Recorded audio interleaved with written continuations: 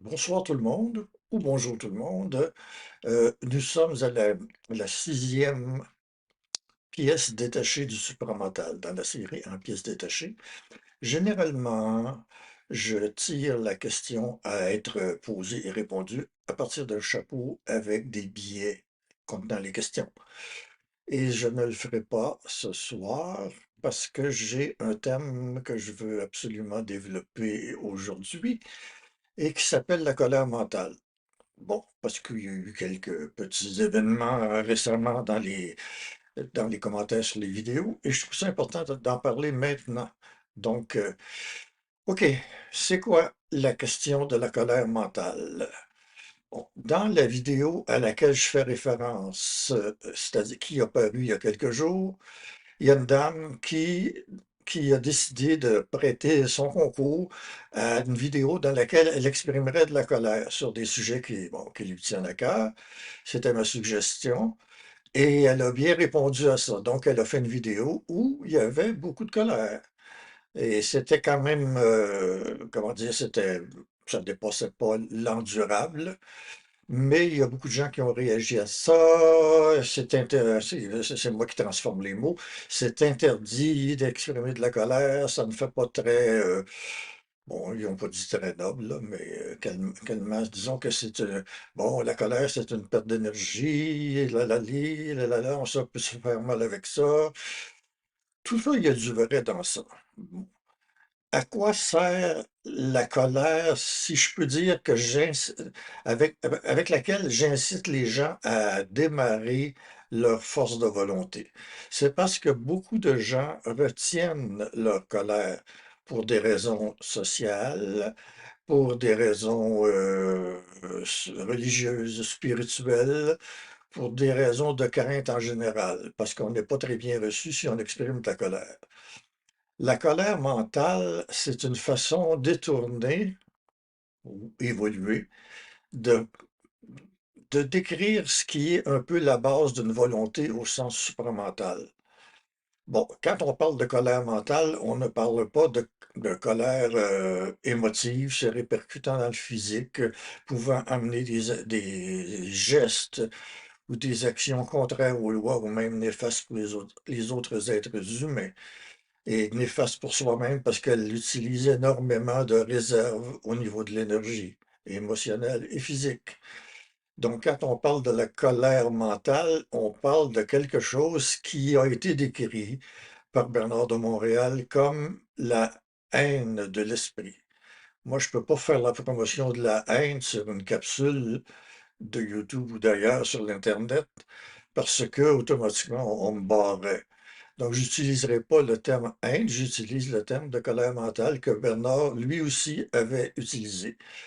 La colère mentale, c'est la base d'une action efficace quand vous allez dans le supramental. Ça ne veut pas dire que si vous parlez, si vous vous exprimez avec une colère mentale de plus ou moins grande dose, ça veut pas dire, ça veut pas dire que vous avez perdu le contact avec votre esprit, pardon. C'est exactement le contraire. C'est que ça densifie, pas densifie, ça concentre votre perception et votre parole d'une façon qui a beaucoup plus d'impact que j'allais dire, que de réciter une leçon ou de faire une demande style prière. Si vous voulez parler avec des êtres, des plans supramentaux, probablement d'autres plans aussi, il faut que vous ayez un tonus de voix.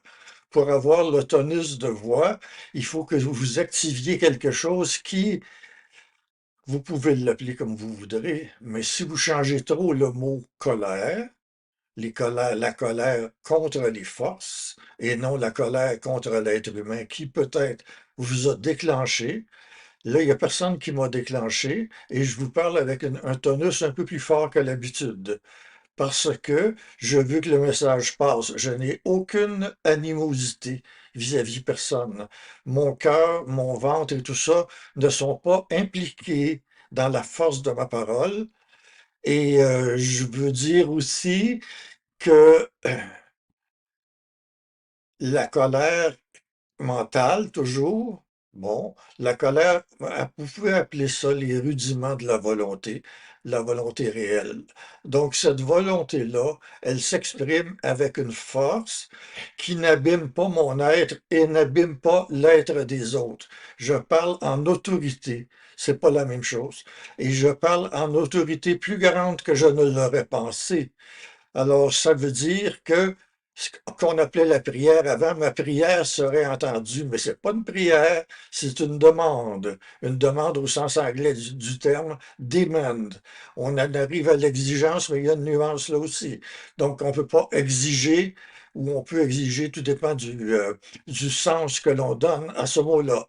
Ce que je veux dire, c'est que ma parole en colère mentale, est appuyée sur mes autres centres, sur ce qu'on appelle le poumon, la zone du cœur, le ventre et enfin tous les centres qui sont en bas de la gorge qui rejoignent le temps de ma parole, qui rejoignent les centres du haut.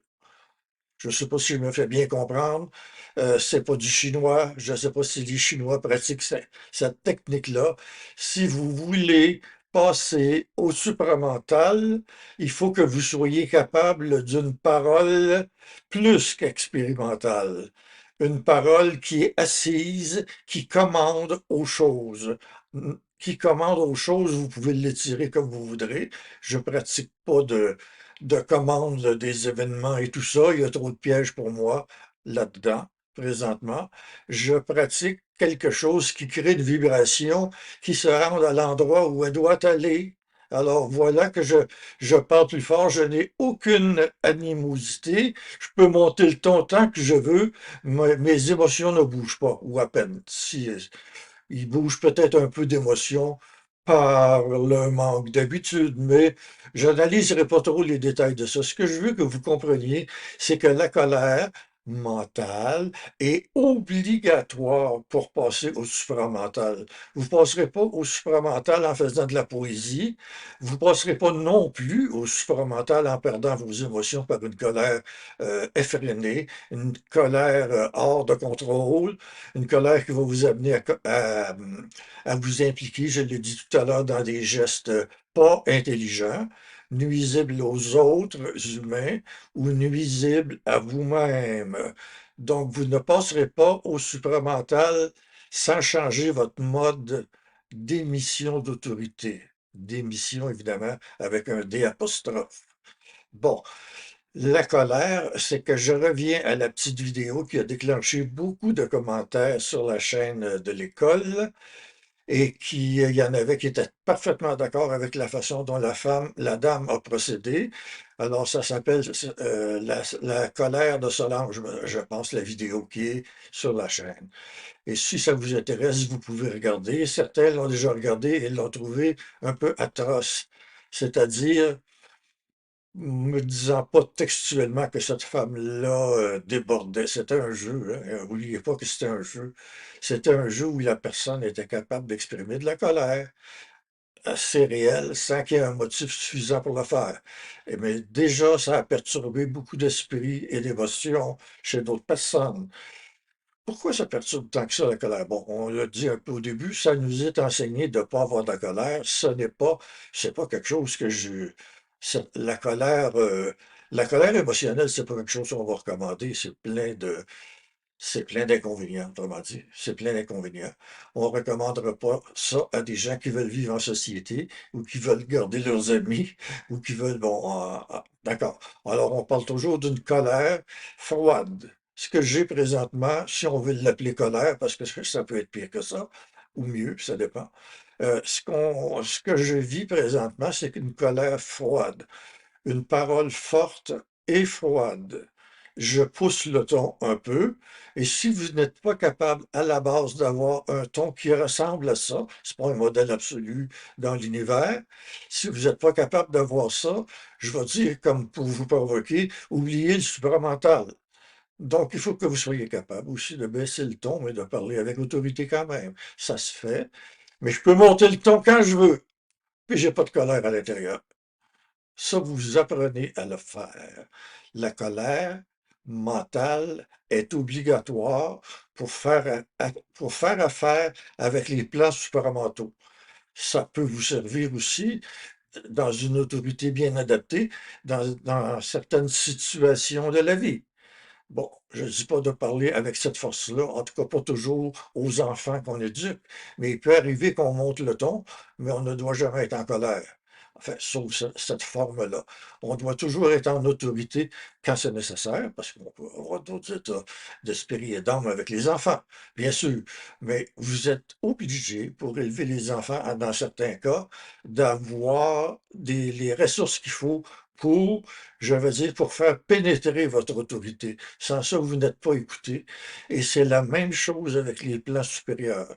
Si vous n'avez pas l'autorité suffisante, même pour poser des questions, vous n'êtes pas capable d'avoir de réponse ou de réponse valable. Vous laissez le pouvoir au plan astro de vous faire croire qu'ils sont les seigneurs des plans de lumière et vous vous faites avoir, j'allais dire fourrer, c'est le terme québécois. D'accord? Pour tenir votre capacité de discerner qui vous parle, pour maintenir votre capacité de poser des questions et d'obliger des réponses, pour maintenir éventuellement des conditions ou comment on appelle ça, j'ai le mot challenge, mais c'est plus que ça, des, des conditions obligatoires pour que vous puissiez continuer votre travail avec eux. C'est une négociation et c'est pas une négociation de perdant. Ça vous prend une capacité d'exercer la colère mentale. Et là, je vais parler, je le dis spécialement aux femmes, oui, mais je pourrais parler à l'homme aussi. L'homme a une tendance à avoir une colère exagérée, musculaire, débile, j'allais dire, mais animale. La femme a tendance à refuser toute forme de colère parce que pour elle, ça contredit les lois de l'amour qu'elle a appris, l'amour qu'elle est obligée d'avoir pour accepter le sperme d'un individu extérieur, pour féconder, oui, pour développer un enfant à l'intérieur de son ventre sans qu'il y ait de dysfonction éventuelle plus tard, et pour ensuite élever cet enfant-là, au moins pour les premières années de sa vie, ça prend ce qui est appelé le basic trust. Si vous émettez si vous émettez des vibrations de colère, l'enfant ne développe pas la confiance fondamentale. Il est trop fragile à ce moment-là. Quand l'enfant deviendra plus vieux, il apprendra comment parler en autorité avec ses parents, c'est-à-dire en autorité basée sur le respect, mais en autorité et non pas à... Bon, il y a des gens qui veulent parler comme ça au supramental, comme ils parlaient à la Sainte Vierge ou à, bon, je les nommerai pas tous, là, Allah, puis et tout. Bon, Jéhovah. Bon, on veut toujours se baisser. Peut-être que dans ces plans-là, c'est la condition. C'est la condition, en tout cas, pour couper la vanité. Mais une fois cette vanité-là coupée, vous ne pouvez pas continuer à adorer des gens qui, supposément, sont supérieurs à vous. Ils le sont temporairement. Si vous voulez aller à la hauteur de certaines entités, je veux dire ce mot-là, de certaines entités des plans de lumière, vous devez parler leur langage et à leur niveau vibratoire. Je ne sais pas si je me fais bien comprendre. La femme, il faut qu'elle se débarrasse de l'idée de toujours accueillir et se soumettre. Parce que même avec le féminisme qu'on a aujourd'hui, il y a des femmes qui ne comprennent pas ça. Ils vont parler en brusquerie. Disons, je vais prendre des femmes qui ont évolué au niveau de l'autorité. Ils vont parler en brusquerie ou accompagné d'émotions. Par exemple, la menace. Tu sais, on va utiliser la menace. Les hommes aussi font ça. Et ce n'est pas la bonne façon pour la femme de s'émanciper. Elle doit se débarrasser de la manie d'être prisonnière de l'amour terrestre.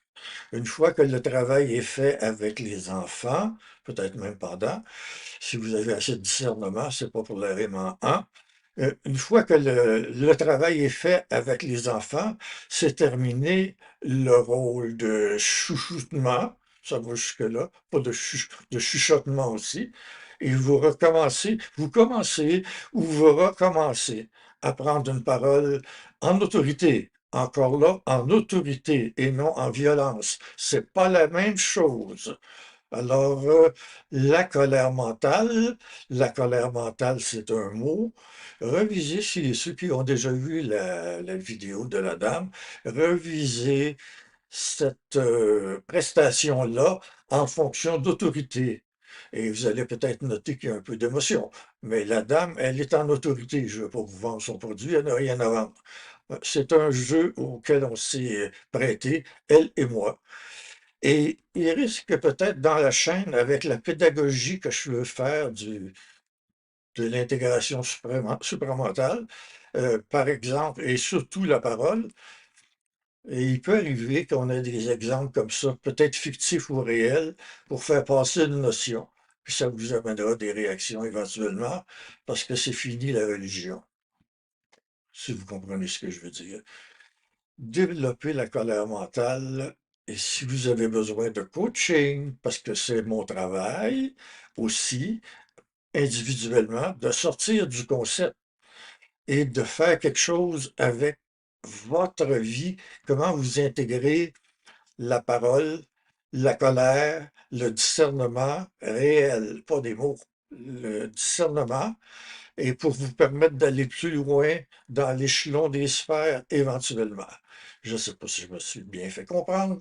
Quand je dis je ne le sais pas, ça veut dire que je m'en fous, mais je m'en fous pas en même temps parce que quand je vous parle comme ça, c'est parce que j'ai l'intention de vous donner, de vous délivrer, c'est en anglais, de vous livrer un produit très intéressant. Mais si vous ne l'utilisez pas, continuez à en discuter comme font plusieurs personnes. Je vous remercie de votre attention. Je vais faire exprès pour monter et descendre le ton. Je vous aime tous. Je vous manipule en même temps. Soyez heureux et bye bye.